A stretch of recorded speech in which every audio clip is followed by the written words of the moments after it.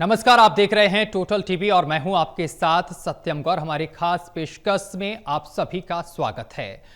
हरियाणा कांग्रेस के अध्यक्ष एवं होडल विधानसभा सीट से उम्मीदवार रहे चौधरी उदय भान ने पंजाब एवं हरियाणा हाईकोर्ट में याचिका दाखिल कर अपनी चुनाव याचिका का निपटारा 6 माह के भीतर करने की मांग की है। चौधरी उदय भान ने कोर्ट रूम में ही ईवीएम पर ट्रायल वोटिंग कराने की भी मांग की है और प्रदेश अध्यक्ष की इस याचिका पर पंजाब एवं हरियाणा हाईकोर्ट ने केंद्रीय चुनाव आयोग को नोटिस जारी कर दिया है।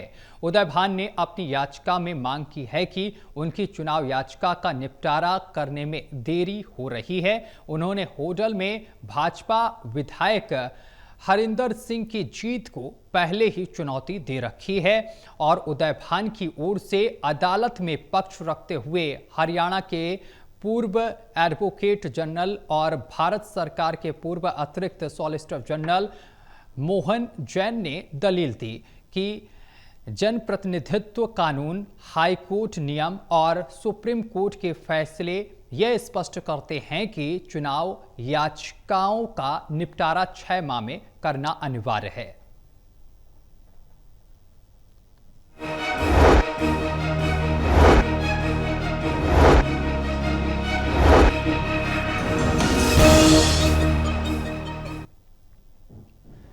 प्रदेश में चुनावी नतीजों के विश्लेषण में अब ये बात सामने आ रही है कि चुनाव हारे कई उम्मीदवार आरोपों के बाद अब कोर्ट की निगरानी में वोटों की रीकाउंटिंग की मांग करने लगे हैं और होडल से चुनाव हारे प्रदेश कांग्रेस अध्यक्ष उदय भान ने पंजाब एवं हरियाणा हाईकोर्ट में याचिका दाखिल करके वोटों की रीकाउंटिंग की मांग की है और इसके लिए 2,36,000 रुपए की फीस भी जमा करा दी है। खास बात यह है कि उदय भान की रीट दाखिल करने वाले प्रदेश के पूर्व एडवोकेट जनरल और देश के पूर्व additional solicitor general Mohan Jain का कहना है कि प्रतिनिधित्व कानून 1951 की धारा 86 के 6 और 7 के तहत सुप्रीम कोर्ट के स्पष्ट आदेश हैं कि चुनावी याचिका का निपटारा 6 महीने के भीतर कराना जरूरी है। इसी पर आप खास रिपोर्ट देखिए और इसके बाद इसी पूरे मामले को लेकर चर्चा करेंगे।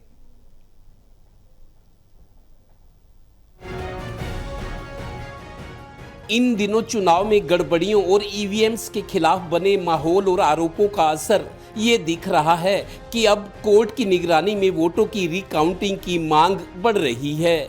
दरअसल 1.5 साल पहले चंडीगढ़ में मेयर पद के चुनाव में उठे विवाद के बाद सुप्रीम कोर्ट के दखल और देखरेख में वोट पत्रों की जांच हुई तो यहां नतीजे पलट गए। जीता हुआ बीजेपी उम्मीदवार हार गया और हारा हुआ आप प्रत्याशी चुनाव जीत गया। इसी तरह 4 महीने पहले पानीपत के बुआना लाखू गांव में सरपंच पद का चुनाव लड़े मोहित मलिक ने चुनावी नतीजों में न्याय पाने के लिए सुप्रीम कोर्ट तक लड़ाई लड़ी।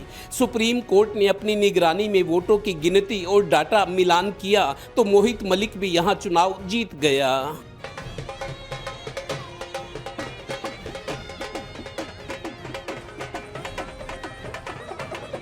अब एक बड़ी खबर ये कि होडल से विधानसभा चुनाव लड़े प्रदेश कांग्रेस अध्यक्ष उदय भान ने प्रदेश के पूर्व एडवोकेट जनरल और देश के पूर्व additional solicitor general Mohan Jain के जरिए पंजाब हरियाणा हाई कोर्ट में याचिका दायर की है कि जनप्रतिनिधित्व कानून 1951 की धारा 86 के 6 और 7 के केस में सुप्रीम कोर्ट ने ये स्पष्ट किया है कि चुनाव याचिका का निपटारा 6 महीने के अंदर करना जरूरी है। सुप्रीम कोर्ट के इसी आदेश को आधार बनाकर उदय भान ने हाई कोर्ट में याचिका दाखिल की है।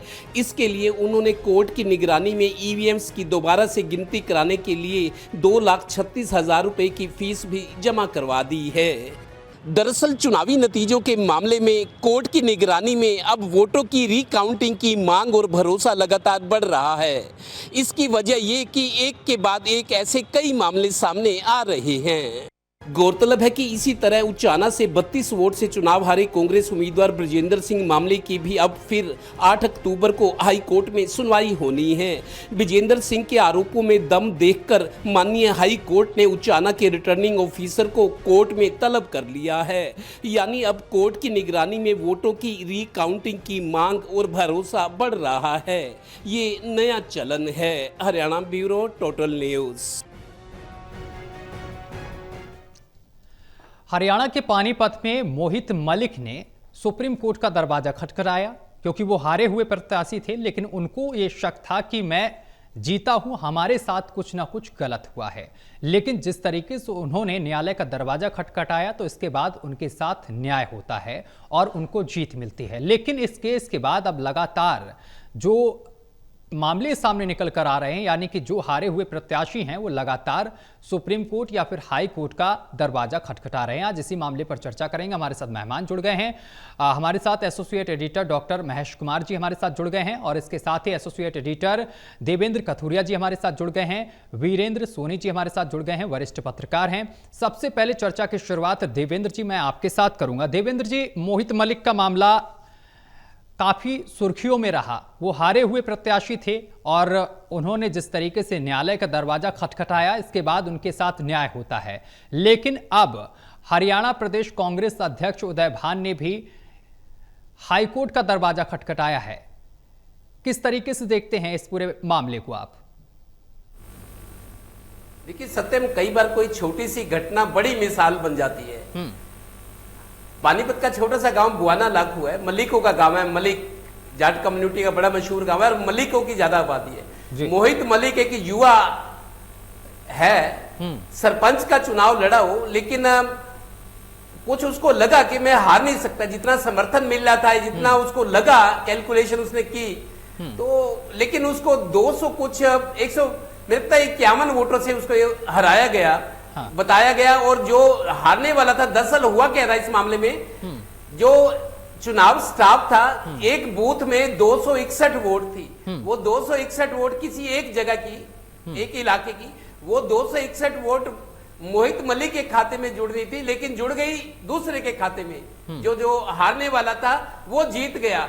जब उसको सर्टिफिकेट मिला, ये दरअसल मोहित मलिक के बारे में बताया जाता है। मैं खुद गांव में गया था। शरीफ सा लड़का है, युवक है, ज्यादा एक्सपीरियंस अनुभव नहीं था चुनाव का। इसको लगा तो मैं हार नहीं सकता, लेकिन ये घर चला गया। ये हार के बाद घर चला गया, उदास होके, निराश होके। लेकिन इसका मन नहीं माना कि ऐसे हो नहीं सकता। और जो दूसरा आदमी था वो टिका हुआ था, वो रुका रहा और उसको जीत का सर्टिफिकेट चुनाव अधिकारियों ने दे दिया। उसके ढोल बज गए, लड्डू बट गए। लेकिन ये लड़का, इसने सलाह की कई लोगों से, तो उन्होंने कहा कि तू अपनी न्याय की लड़ाई लड़ सकता है, कोई भी लड़ सकता है, सरपंच क्या तुम कहीं तक जा सकते हो। इसका हौसला बढ़ाया तो पहले सेशन कोर्ट पानीपत में केस चला, फिर हाई कोर्ट में। दूसरा जो जीतने वाला था वो भी हाई कोर्ट में चला गया इसकी रिट को खारिज करवाने। आखिरकार जब रास्ता नहीं बचा तो मोहित मलिक सुप्रीम कोर्ट चला गया। सुप्रीम कोर्ट, इतनी बड़ी कोर्ट, आप देखिए कितनी फीस भरनी पड़ती है, कितने बड़े वकील करने पड़ते हैं। लेकिन इस युवा ने हिम्मत नहीं हारी। सुप्रीम कोर्ट को लगा कि इसके आरोपों में दम है, इसकी एडमिट हुई याचिका। उसके बाद सुप्रीम कोर्ट के, आप देखिए 3 जजों की बेंच ने इसका फैसला सुना था। सरपंच पद का देश की सुप्रीम कोर्ट के न्याय की इतिहास में पहली मिसाल थी कि सुप्रीम कोर्ट में सरपंच पद के चुनाव हारने जीतने का फैसला।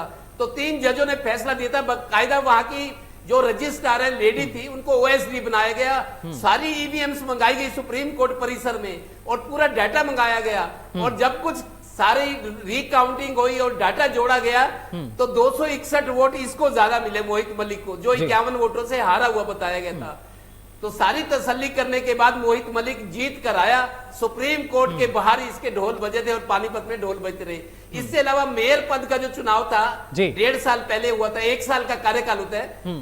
बीजेपी उम्मीदवार मेयर पद का जीता था, लेकिन आम आदमी पार्टी, चूंकि पंजाब में सरकार है आम आदमी पार्टी की, पहले से सरकार बनी थी, मेयर का चुनाव तो बाद में हुआ, तो उसको भी लगा कि कहीं ना कहीं गड़बड़ी है। तो उन्होंने सुप्रीम कोर्ट का सहारा लिया, रिकाउंटिंग कराई। उस रिकाउंटिंग में सुप्रीम कोर्ट के दखल के बाद सुप्रीम कोर्ट की निगरानी में रिकाउंटिंग हुई और आम आदमी पार्टी का हारा हुआ जीत गया और बीजेपी वाला हार गया।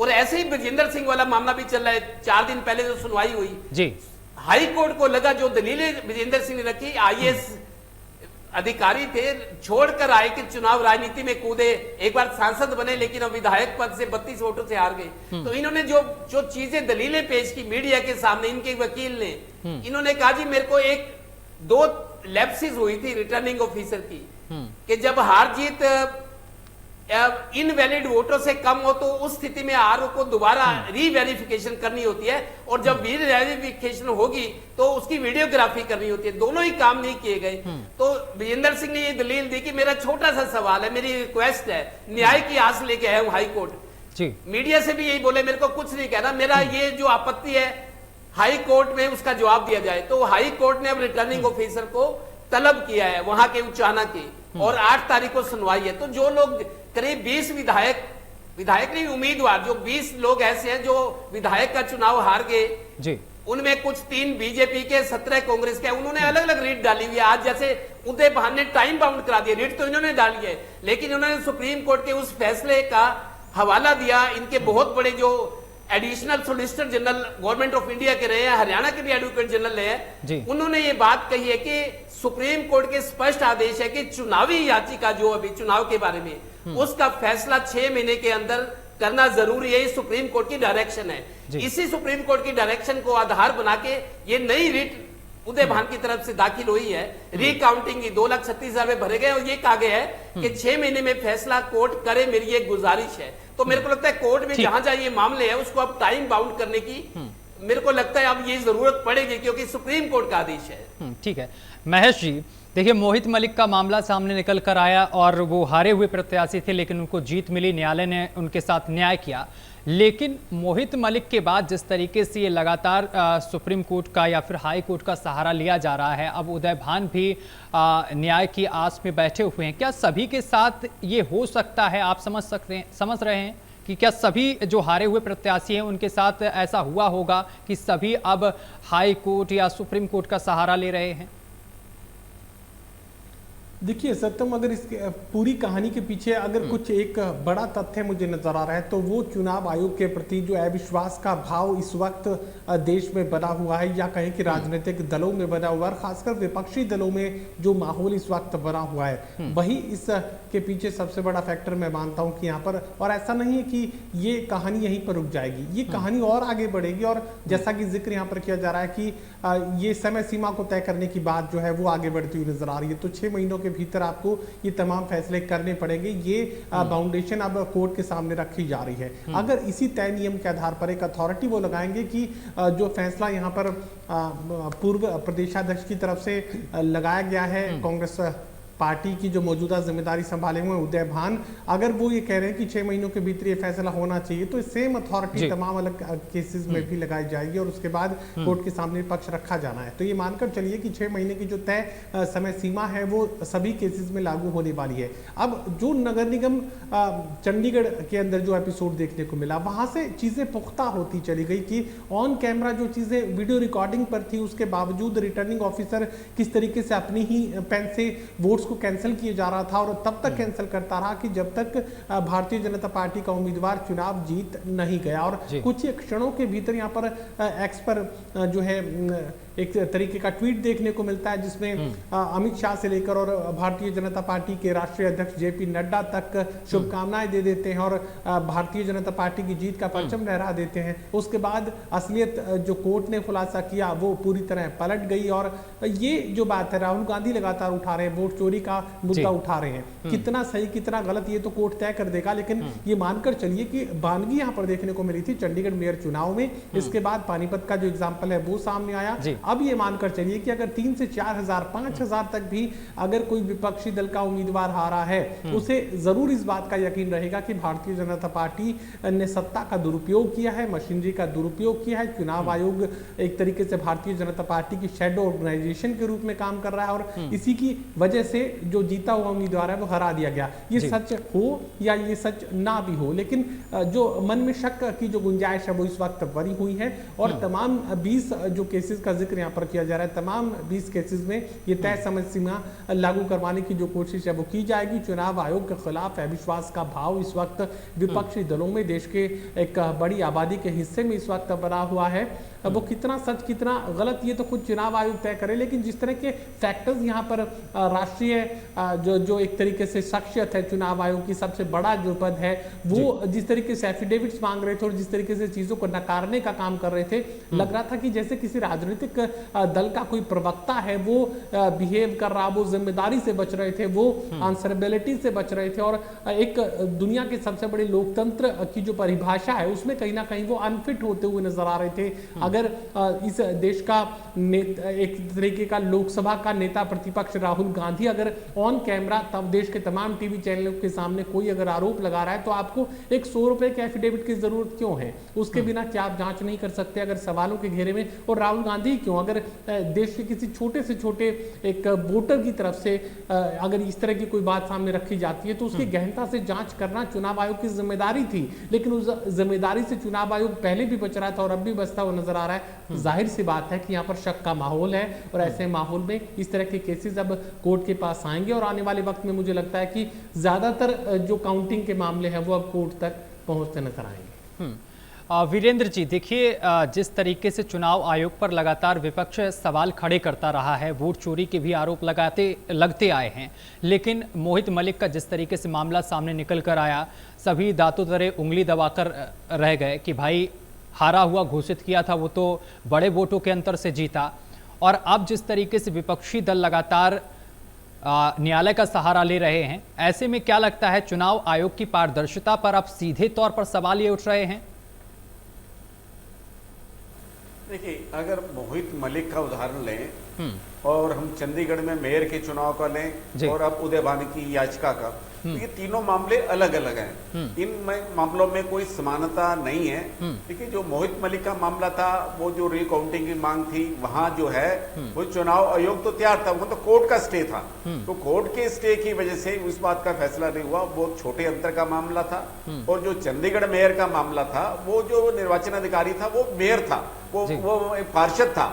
और पार्षद जो है वो भारतीय जनता पार्टी का था, क्योंकि वहां के जो कानूनी प्रावधान में ही ऐसी व्यवस्था है कि पार्षद ही चुनाव कराता है। तो एक अलग पक्षपात की बात थी। और ये अब अदालत की बात है। पंजाब और हरियाणा हाई कोर्ट में ये मामला आया है। ये मामले में देखिए, अगर उदय भानु जी देखें, 2014 में जो है ये विधायक चुने गए थे, 2019 का चुनाव भी हारे, 2024 का भी हारे, 2595 वोट के अंतर से हारे। तो इतने अंतर में अब देखिए, अब इतने अंतर में अगर रिकाउंटिंग की बात नहीं है, बात ये है कि वो ईवीएम में देखते हैं कि जो वोट ईवीएम में डलते हैं वो उसकी जांच की बात है कि ईवीएम में जो वोट मुझे पड़े हैं उसकी जांच की जाए कि वो वापस जो है मुझे मेरे उसमें खाते में आते भी हैं या नहीं है कि कहीं और चले जाते हैं। तो एक ईवीएम पर भी सवाल है। तो उनकी याचिका में, और ये बात है कि 6 महीने के अंदर निपटारा हो, इस बात में तो कोई दो राय नहीं है। ये ऐसी कानूनी प्रावधान भी है, व्यवस्था भी है कि जो चुनाव याचिकाएं होती हैं इनका निपटारा 6 महीने में होना चाहिए। लेकिन 6 महीने में नहीं हो पाता, क्योंकि इसके लिए दोनों पक्ष दोषी हैं, समय लगता है, दोनों तरफों की ओर से समय मांगा जाता है। तो अब अगर इस तरह से अगर हर जो है मतगणना पर सवाल उठाए जाएंगे तो चुनाव आयोग की प्रासंगिकता क्या रह जाएगी, चुनाव आयोग का अर्थ क्या रह जाएगा? जो चुनाव आयोग चुनाव कराता है, अगर उसकी निष्पक्षता पर सवाल उठेंगे तो इस तरह से तो हर मामला न्यायालय में जाएगा। तो न्यायालय के पास तो ऐसे मामलों की संख्या बढ़ जाएगी। तो क्या फिर न्यायालय चुनाव कराए? तो क्या जो चुनाव कराने का दायित्व है वो न्यायालय पर ही आए? तो एक तरह का अलग प्रश्न खड़ा हो जाएगा। देखिए, ये एक बात है कि सबका लोकतांत्रिक अधिकार है। अगर उनको चुनाव में कहीं धांधली नजर आती है, मतगणना की लगता है कि उनकी व्यवस्था के अनुसार नहीं हुई है, कहीं ना कहीं कोई खामी है चुनाव के अंदर, तो उनको न्यायालय में जाने का अधिकार है, लोकतांत्रिक अधिकार है और जाना भी चाहिए। लेकिन हर मामले को लेकर अगर इस तरह से न्यायालय पे जाएंगे तो न्यायालय पर अनावश्यक बोझ भी पड़ेगा। और उसका क्या, अगर देखिए कई बार जो है न्यायालय ही ऐसी याचिकाओं का निपटारा कर देता है कि इसमें तो सिर्फ समय की जो है बर्बादी के लिए इस तरह की याचिकाएं डाली गई हैं। जी। और अब जो है कि 6 महीने में निपटारा तो होना चाहिए, लेकिन जो उनके आधार बनाए गए हैं, याचिका का आधार है, क्या वो उचित है? और अगर देखिए 2595 वोटों का अंतर है तो क्या इतना अंतर मतगणना में संभव हो सकता है? ये छोटा चुनाव तो होता नहीं है। जी जी। इसके अंदर जो है देखिए 2014 का चुनाव भी जीते थे, तब भी भारतीय जनता पार्टी थी, तब उदय भान जीते थे 2014 का चुनाव, 2019 का हार गए। तो इस तरह एक अलग ढंग से देखिए जो जनादेश है, जो जनता का दिया गया एक जनादेश होता है, उसको स्वीकार करना चाहिए। अब न्यायालय का जाने का उनका क्या उचित है, क्या सिद्ध करना चाहते हैं, या वास्तव में उनके साथ नाइंसाफी हुई है, ये तो अब जो है याचिका का जब निपटारा होगा तभी फैसला होगा। वीरेंद्र जी, ऐसा भी तो हो सकता है कि आगे की तैयारी हो रही हो, जनता के दिलों में ये बैठाना चाह रहे हो कि हमारे साथ नाइंसाफी हुई है, अब जो चुनाव आयोग है ये भी हमारे साथ गड़बड़ी कर रहा है, लगातार इस तरीके के सवाल भी उठाए जा रहे हैं। तो आगे की तैयारी तो नहीं कांग्रेस कर रही अभी से? नहीं, देखिए ये अगर मनीष ग्रोवर जो है वो बहुत कम अंतर से रोहतक का चुनाव आ रहे थे, अगर इस तरह होते तो भारतीय जनता पार्टी उनको क्या हारने देती? वहां पर कांग्रेस के बीबी बत्रा जीते थे, तो क्या भारतीय जनता पार्टी जो है मनीष ग्रोवर को हारने देती? तो ये एक व्यवस्था बनी हुई है और व्यवस्था में सबकी आस्था होनी चाहिए। और ये अब देखिए फिर अगर यहाँ तक उदय भान की बात है, देखिए 2019 का भी चुनाव भी तो हारे थे वो। बिल्कुल। और 2024 की बात है, जो जनादेश है उसको स्वीकार करना चाहिए। हाँ, अगर अंतर आपको थोड़ा है, जिस तरह का उचाने का मामला है, अंतर थोड़ा है, वहां उनकी याचिका का व्यापक आधार भी है, तर्कसंगत भी है। अगर इस तरह की कोई अगर आपको कहीं खामी नजर आती है तो जरूर उसको चुनौती दी जानी चाहिए, क्योंकि व्यवस्था में खामियां हो सकती हैं, क्योंकि चुनाव अधिकारी भी जो है इंसान होते हैं, उनसे गलतियां भी होती हैं, कई इरादतन गलतियां होती हैं, कई वैसे जो है गलतियां हो जाती है। तो इस मामले में जहां तक ईवीएम की बात है, देखिए ईवीएम के लिए चुनाव आयोग ने कई बार स्पष्ट रूप से विपक्षी दलों को आमंत्रित किया है, वो हैंग होने की बात है तब भी आमंत्रित किया है, लेकिन अभी तक ऐसा कोई आरोप सिद्ध नहीं हुआ। अब बात है कि पोस्ट बैलेट से चुनाव कराया जाए, क्या इसका बैलेट पेपर से चुनाव कराने की बात भी आई। तो एक अलग तरह से ईवीएम से भी चुनाव जीतते रहे, ईवीएम से चुनाव होते रहे। अब उसमें आपको होना चाहिए कि अब ये खामी नजर आने लगी ईवीएम में, तो आप एक नई व्यवस्था की मांग करने लगे, कल को उसमें भी खामी नजर आने लगेगी। तो इस तरह अलग अलग ढंग के अलग अलग जो भी जनादेश होता है उसको स्वीकार किया जाना चाहिए। और एक हमारे लोकतंत्र की खूबी है, जो एक मर्यादा है, वो मर्यादा का पालन भी होना चाहिए। बिल्कुल, बहुत शुक्रिया आप तीनों का हमारे साथ जुड़ने के लिए और तमाम बातचीत करने के लिए। तो आपको बताते चले कि हरियाणा प्रदेश कांग्रेस अध्यक्ष उदय भान ने भी अब हाई कोर्ट में याचिका दायर कर दी है, क्योंकि होडल चुनाव में मतगणना में गड़बड़ी को लेकर उन्होंने ये याचिका दायर की है। फिलहाल क्या कुछ न्यायालय की तरफ से सामने निकल कर आएगा वो देखने वाली बात होगी। यहाँ रुकेंगे एक छोटे से ब्रेक के लिए। ब्रेक के उस पार खबरों का सिलसिला लगा